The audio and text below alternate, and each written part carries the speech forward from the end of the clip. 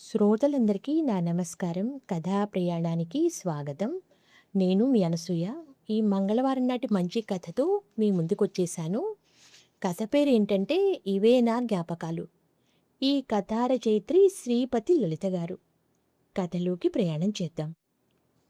ఉదయభానుడు ఎర్రగా ఏడుపు దిగమింగుకున్న నా మొహంలా ఉన్నాడు. పొద్దునే అవడంతో ఎక్కువ ట్రాఫిక్ లేదు. శ్రీనగర్ కాలనీలో ఉన్న మా ఫ్లాట్ నుంచి కొంపల్లి పెద్ద దూరం కాదు. నాకే డ్రైవ్ చేయబుద్ధి అవ్వక క్యాబ్ పిలిచాను. దాదాపు 6 ఏళ్ల తర్వాత బాబాయ్ ఇంటికి వెళ్తుంటే ఏదో భయం, బాధ, రకరకాల అనుభూతులు చుట్టుముట్టాయి నన్ను. బాబాయి అంటే నాన్న తమ్ముడు. నాన్న కంటే 7, 8 ఏళ్ళు చిన్నవాడు. నా చిన్నతనంలో అందరం కలిసే ఉండేవాళ్ళం. నేను పుట్టినప్పుడు బాబాయి అప్పుడే ఇంజనీరింగ్‌లో చేరాడు.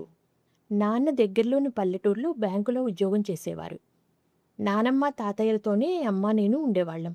నేను పుట్టగానే ముందు బాబాయే నన్ను ఎత్తుకున్నట్ట. అసలు ఆ ఆనందమే వేరని ఎన్నిసార్లు చెప్పాడో లెక్కలేదు. నాకు 5 ఏళ్ళు వచ్చే వరకు నాన్న ఆ పల్లెటూరులోనే ఉండేవారు. అప్పట్లో నాన్న కంటే బాబాయ్ అంటేనే నాకు ఇష్టం ఉండేది. కాలేజీ నుంచి రాగానే నన్నెత్తుకుని ఆడించేవాడు. స్కూటర్ మీద కూర్చోబెట్టుకొని తిప్పేవాడు.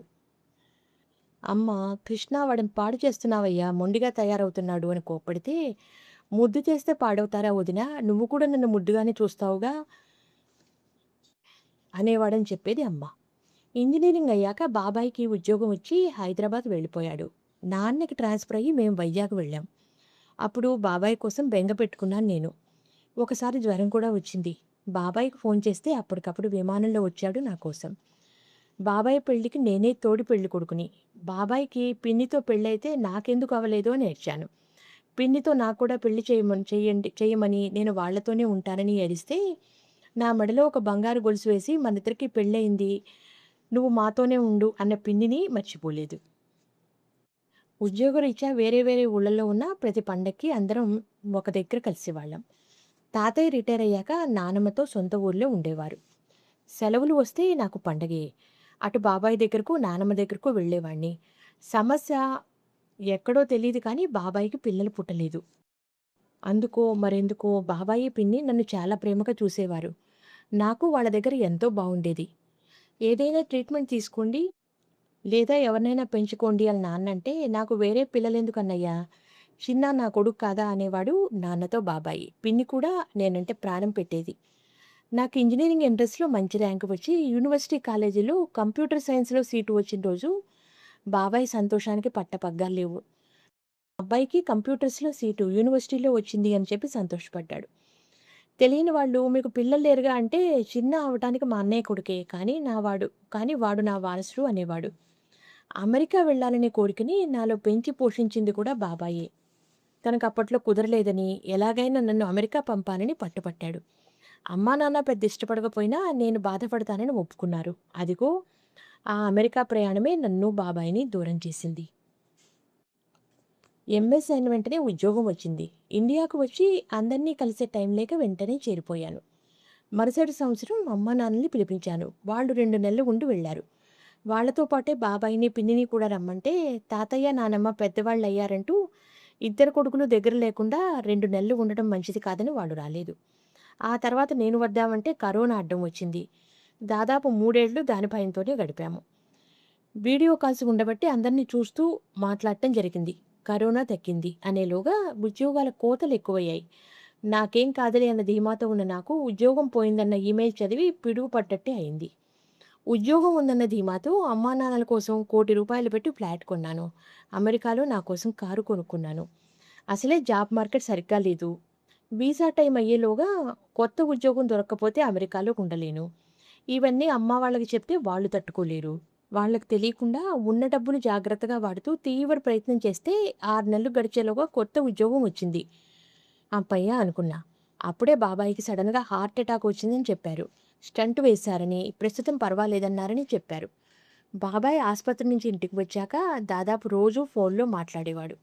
ఒకసారి నిన్ను చూడాలని ఉందిరా చిన్నా అంటే, నేను ఏం చేశాను, వీసా సమస్య ఉందని, ఎక్కువ రోజులు సెలవు పెడితే ఉద్యోగం పోతుందని చెప్పలేక, ఇదిగో వస్తున్నా, అదిగో వస్తున్నా అంటూ కాలం గడిపాను. తీరా నేను బయలుదేరేసరికి బాబాయ్ ఈ లోకం వదిలి వెళ్ళాడు. ప్రాణం లేని బాబాయిని చూడలేనని చివరి చూపు కూడా రాలేదు. ఇది జరిగి దగ్గర దగ్గర 6 నెలలు దాటింది. పిన్నితో ఎన్నిసార్లు ఫోన్‌లో మాట్లాడదామన్నా తను ఫోన్ ఎత్తేది కాదు. అమ్మనడిగితే, "ఏమోరా! మరీ పిచ్చిదానిలా అయింది. ఇక్కడికి రమ్మంటే రాదు. తాతయ్య వాళ్ళు వెళ్ళినా ఒక్క మాట పలుకు లేకుండా తలుపులు వేసుకొని లోపలే ఉంటోంది. వీళ్ళకి విసుగు పుట్టి వచ్చేశారు. తనకి భర్త పోయాడు నిజమే. కానీ వీళ్ళ కొడుకు పోయాడుగా" అంది. మామూలుగా అమ్మ అలా విసుక్కోదు. స్వతహాగా పిన్ని అంటే అమ్మకి చాలా ఇష్టం. సరిగ్గా అదే టైంలో మా కంపెనీ నాకు ఇండియాలో ఉన్న బ్రాంచ్‌లో పనిచేసే అవకాశం ఇచ్చింది. డాలర్లలో కంటే తక్కువైనా మంచి జీతమే వస్తుంది. వెంటనే ఒప్పుకొని వచ్చేశాను. వచ్చి 2 రోజులయింది. పిన్ని గురించి మాట్లాడితే అందరూ అదో పిచ్చిది అన్నారు. ఒక్కతే ఉంటోందని చెప్పారు. ఇవాళ సెలవు. ఏమైనా పిన్నిని చూడాలి అని బయలుదేరాను. బాబాయ్ ఫ్లాట్ వద్దనుకుని కొంపల్లి వైపు ఇల్లు కట్టుకున్నాడు. ముందు నుంచి చెట్లు, మొక్కలు అంటే ఇష్టమున్న ఇద్దరు ఇంటి చుట్టూ అన్ని చెట్లు వేశారు. ఖాళీ ఉన్నప్పుడల్లా చెట్ల మధ్య గడిపేవారు పిన్ని, బాబాయి. ఆలోచిస్తుండగానే క్యాబ్ బాబాయ్ ఇంటి ముందు ఆగింది. గేట్ తీసిన నాకు ఒక్క నిమిషం వేరే ఇంటికి వచ్చానా అన్న సందేహం కలిగింది. తుప్పుపట్టిన గేటు, వాకిలి అంతా చెత్త. లోపలి చెట్లన్నీ ఎండిపోయి, వాడిపోయి ఉన్నాయి. బయట స్కూటరు, కారు కూడా దుమ్ము పట్టి ఉన్నాయి. అసలు వాటిని ముట్టుకున్నట్టు లేదు. లోపలికి వెళ్ళి బెల్ కొట్టాను. ఎవరూ పలకలేదు. తలుపులు దబదబా బాదాను. పిన్ని అంటూ. అప్పుడు శబ్దమైంది. నెమ్మదిగా తలుపు తీసిన వ్యక్తి ఎవరో నాకు తెలియలేదు. రేగిపోయి నెరిసిన జుట్టు, నలిగి వెలిసిన నూలుచీర, మొహమంతా ఉబ్బిపోయి చూస్తే భయం వేస్తున్న ఆవిడ ఎవరు అంది. ఇక్కడ మా పిన్ని ఉండాలండి. ఇప్పుడెక్కడ ఉన్నారు అని నన్ను చూసి చిన్నా అంది. నేను తూలి పడిపోయాను. చటుక్కున పట్టుకుని లోపలికి రా అని ఇంట్లోకి నడిపించింది. కుర్చీలో కూర్చుని నేను పిన్ని వంక చూస్తే నాకంతా మసకగా ఉంది. కళ్ళు నులుముకుంటే కళ్ళనీరు తగిలింది. నేనేమీ మాట్లాడలేదు. పిన్ని కంగారుగా మంచినీళ్ళు తెచ్చి ఇచ్చింది. తాగుదాం అనుకున్నా కానీ ఒక్క గుక్క తాగేసరికి కొరపోయింది. దగ్గుతుంటే తల మీద చేయి వేసి తడుతూ అమ్మ తలుచుకుంటోంది అంది. నేను ఆ చేయిని పట్టుకుని లేదు బాబాయ్ తలుచుకుంటున్నారు అన్నాను.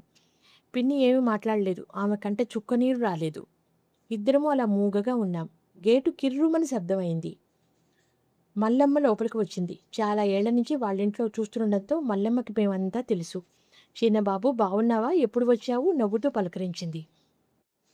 నేను సమాధానం చెప్పకుండా ఇల్లు ఇలా ఉంటే బాబాయ్ ఊరుకుంటాడా మల్లమ్మ? ఇంత నిశ్శబ్దంగా, ఇంత చెత్తగా పెట్టావేంటి? నువ్వు చీపురు తీసుకుని బుడిస్తే నేను కవర్లోకి ఎత్తుతాను అంటూ వంటింట్లోకి వెళ్ళి చెత్త ఎత్తే కవర్ తెచ్చాను. 6 ఏళ్లైనా వాళ్ళ ఇంట్లో ఏ వస్తువు ఎక్కడ ఉంటుందో నాకు బాగా తెలుసు. పిన్ని ఏదో అనబోతుంటే నేను రాత్రి కూడా ఏమీ తినలేదు. ఆకలిగా ఉంది. తొందరగా వంట చేస్తే భోంచేద్దాం అంటూ బయట పని చేయడానికి వీలుగా ఉండే బట్టలు మార్చుకుని బయటికి నడిచాను. నేను, మల్లమ్మ దాదాపు గంటసేపు కష్టపడితే సుమారు 10 బస్తాలకు సరిపడా ఎండు కొమ్మలు, ఆకులు వచ్చాయి. ఆయనకి చెత్త తీసి ఆయనకి పైసలిస్తే తీసుకుపోతాడులే చిన్నబాబు. లోపలికి పదండి. ఎండ బాగా వస్తోంది అంది ఎర్రబడ్డ నా మొహం చూసి. పని చేస్తున్నంతసేపు మల్లమ్మ కబుర్లు చెప్తూనే ఉంది. అన్నీ పిన్ని, బాబాయ్ గురించే. లోపలికి వెళ్ళేసరికి పిన్ని స్నానం చేసి వంట చేస్తోంది. నేను కాళ్ళు చేతులు కడుక్కుని వంట ఇంటి అవతల ఉన్న డైనింగ్ టేబుల్ దగ్గర కూర్చుని మొక్కల ముచ్చట్లు మొదలుపెట్టాను. ఏవి ఎండిపోయాయి, ఏవి కొత్తవి తేవాలి, ఏ చెట్ల కొమ్మలు సరిగ్గా కొట్టించాలి అంటూ మాట్లాడుతున్న నన్ను విచిత్రంగా చూసింది పిన్ని. మౌనంగానే వండినవన్నీ బల్ల మీద పెట్టింది. ఆలుగడ్డ వేపుడు, మామిడికాయ పప్పు, చారు, అన్నం. అబ్బా! మామిడికాయ పప్పు ఇందులోకి ఊరు మిరపకాయలు వేయించలేదే? నువ్వు కూడా పెట్టుకో అన్న నన్ను చూసి నేను ఇవన్నీ తినడం మానేశాను. ఒక మజ్జిగన్నం మాత్రమే. అది ఒక పూటే అంది పిన్ని. నేను ఏమీ మాట్లాడకుండా తినడం మొదలుపెట్టాను. భోజనం అయ్యాక నేను నెమ్మదిగా పిన్ని బాబాయ్ పోయి దాదాపు 6 నెలలు దాటింది. ఆ స్కూటరు, కారు అలానే ఉంచావు. అలమరలో బాబాయ్ బట్టలన్నీ అలానే ఉన్నాయి. ఆ ర్యాక్‌లో చెప్పులు కూడా అన్నాను. నేనింకా నమ్మలేకపోతున్నాను చిన్నా. మీ బాబాయ్ కారు, స్కూటరు అలానే ఉంచుతాను. అవన్నీ నాకు జ్ఞాపకాలు. బట్టలు, చెప్పులు కూడా ఎవరైనా వేసుకుంటారని ఊహిస్తేనే బాధగా ఉంటుంది. ఓకే. మరి నువ్వు కూడా ఇలానే విరాగిలా ఇంట్లోనే ఉంటావా? ఎక్కడికైనా ఆశ్రమానికి వెళ్తావా? అడిగిన నన్ను వింతగా చూసింది. నేను ఆశ్రమానికి వెళ్ళడం ఏమిటి? మరి నువ్వు జీవితం మీద, నీ శరీరం మీద ఏమాత్రం శ్రద్ధ లేకుండా సన్యాసంలా ఉన్నావు. బాబాయ్ సడన్‌గా పోయారు. ఆ షాక్ ఎవరికైనా ఉంటుంది. అందులో నువ్వు, బాబాయి ఒకరికి ఒకరుగా బతికారు. అది తట్టుకోవడం కష్టమే. కానీ నువ్వు చనిపోయిన దాకా బతకాలిగా. ఆత్మహత్య చేసుకోవుగా. ఒంటరిగా ఉంటున్నావు. మన వాళ్ళెవరైనా వచ్చినా అస్సలు పట్టించుకోవు. వంట చేయవు. ఇల్లు శుభ్రం చెయ్యనీయవు.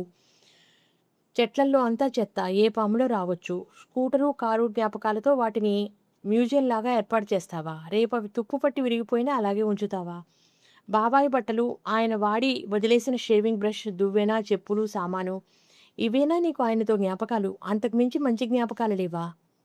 ఇన్నేళ్లు ఆయనతో కాపురం చేశావు. ఆయనకి ఏమిష్టమో తెలీదా నీకు? నువ్వు ఎలా ఉంటే ఆయనకి సంతోషమో తెలీదా? ఆయన పోతే ఇలా అన్నీ వదిలేసి సర్వసంగ పరిత్యాగిలా ఉంటే, ఆయన స్వర్గం నుంచి నిన్ను సంతోషంగా చూస్తాడా? లేక బాధతో ఆత్మ అక్కడికక్కడే తిరుగుతుందా? నాది కోపము నాది కోపమా, ఉక్రోషమా, దుఃఖమా నాకే తెలీదు. పిన్నికి అర్థం కాలేదు.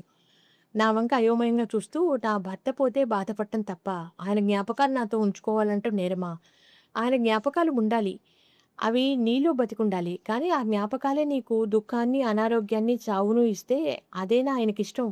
మాకు నిన్ను చూస్తే బాబాయిని కూడా చూసినట్టు ఉండాలి. ఆయన జీవితంలో ఏమి సాధించాలి అనుకున్నాడో అవి నువ్వు సాధించాలి. నేను మీ పిన్ని అర్ధనారీశ్వరలం అనేవాడు బాబాయి. ఆయనకి పేద విద్యార్థుల్ని చేరదీసి లెక్కలు, ఇంగ్లీషు చెప్పడం ఇష్టం. నువ్వవి చెప్పలేకపోతే మనిషిని పెట్టి చెప్పిద్దాం. బాబాయికి చెట్లు పచ్చగా ఉండటం ఇష్టం. నువ్వు చేయలేకపోతే మనిషిని పెడదాం లేదా మాలిని పెడదాం. నువ్వు సంగీతం పాడితే ఇష్టం. ఒకవేళ నువ్వు పోయి ఆయన ఉండి ఉంటే ఇల్లు ఉంచి ఇలానే ఇల్లు ఉంచి నీలాగే విరాగిలా ఉంటే అవే నా జ్ఞాపకాలు అంటే ఆగాను రంగులు మారుతున్న పిన్ని ముఖంలోకి చూస్తూ. ఏమీ మాట్లాడకుండా రూమ్‌లోకి వెళ్లి తలుపు వేసుకుంది పిన్ని. నేను కామ్‌గా ఇంకో రూమ్‌లోకి వెళ్లి నిద్రపోయాను. ఒళ్ళు తెలియకుండా నిద్ర పట్టింది. నిద్ర లేచి చూస్తే ఒక నిమిషం నేనెక్కడ ఉన్నానో అర్థం కాలేదు. మంచి ఉల్లిపాయ పకోడీ వాసన వచ్చింది. పిన్ని స్పెషాలిటీ అది. పిన్ని పకోడీ చేశావా? వంటింట్లోకి దాదాపు పరిగెడుతూ వచ్చిన నన్ను చూసి నవ్వింది. వాసనకి లేచావా? మొహం కడుక్కుని రా. ఇద్దరం పకోడీ, టీ తీసుకుందాం. నీకు కోపం రాలేదా? ఆశ్చర్యంగా అన్న నన్ను చూసి కోపమెందుకు? బుద్ధుడికి జ్ఞానోదయం అయినట్లు నీ బోధలు విన్నాక నాకు జ్ఞానోదయం అయింది. నేను ఆలోచించాను. నిజమే, మీ బాబాయి జ్ఞాపకాలను పదిలంగా ఉంచుకోవాలంటే ఇలా చేయక్కర్లేదు. తిన్నాక అన్నీ సర్దుదాం. బట్టలు, మిగిలిన వస్తువులు కూడా పేదవాళ్ళకిచ్చేస్తాను. నీతో వచ్చి కొన్నాళ్ళు మీ ఇంట్లో ఉంటాను. వస్తూ అత్తయ్యని, మావయ్యని కొన్ని రోజులు ఇక్కడికి తీసుకుని వస్తాను. బాబాయ్ సంవత్సరీకంలోగా ఇల్లంతా బాగు చేయిస్తాను. మళ్ళీ చెట్లన్నీ పూలు, కాయలతో కళకళలాడేలా చేస్తాను. నాకు కారు నేర్పించు. స్కూటర్ ఎవరికైనా ఇచ్చేద్దాం. ఆపకుండా చెప్తున్న పిన్ని వంక చూసి, పిన్ని నిన్ను బాధపెట్టానా? కొంచెం కఠినంగా చెప్పావు. అప్పటికి కానీ నాకు అర్థం కాలేదుగా. నీలాగా నాతో మాట్లాడే స్వాతంత్రం నేను ఎవరికీ ఇవ్వలేదు అని అర్థమైంది. నువ్వన్నట్లు నాకు భర్త పోయాడు నిజమే. కానీ తాతయ్య, నానమ్మలకి కొడుకు, మీ నాన్నకి తమ్ముడు, మీ అమ్మకి కొడుకులాంటి మరిది పోయాడు. నేనే ఆ షాక్ నుంచి తేరుకోలేక అందరినీ దూరంగా పెట్టి మూర్ఖంగా ప్రవర్తించాను అంటున్న పిన్నిని దగ్గరికి వెళ్ళి హత్తుకున్నాను. అప్పుడు ఏడ్చింది పిన్ని. తెరలు తెరలుగా మొదలై ఉప్పెనగా ఏడ్చింది. కడుపులోని అగ్నిపర్వతం బద్దలయ్యి దుఃఖమంతా లావాలాగా బయటకు తన్నినట్లుగా ఏడ్చింది. మొగుడు పోతే కళ్ళనీళ్లు పెట్టుకోలేదు ఆ రాక్షసి అన్న నాన్న మాట గుర్తొచ్చింది.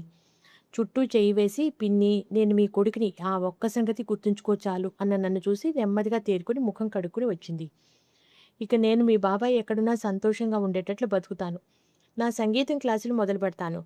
పేద పిల్లలకి చదువు చెప్తాను. ఇంకా ఏమైనా చేయొచ్చా ఆలోచిస్తాను. మీ బాబాయ్ జ్ఞాపకాలు మనసుకు హాయిగా ఉండేవి మాత్రం గుర్తు చేసుకుంటాను. చెప్తున్న పిన్ని వంక ప్రేమగా చూసి, ఇవన్నీ కూడా బాబాయ్ జ్ఞాపకాలే పిన్ని సంతోషంగా అన్నాను. నవ్వుతున్న పిన్నిని చూసి బాబాయ్ సంతోషించాడు అన్నట్టు ఎండిపోయిన నేల తడిసేలా చిరుజల్లు కురిసింది. విన్నారుగా ఈ శ్రీపతి లలిత గారి 'ఇవే నా జ్ఞాపకాలు' అనే మనసును హత్తుకునే మంచి కథను. వచ్చేవారం మరో మంచి కథతో మీ ముందుంటాను. అంతవరకు సెలవు. నమస్కారం.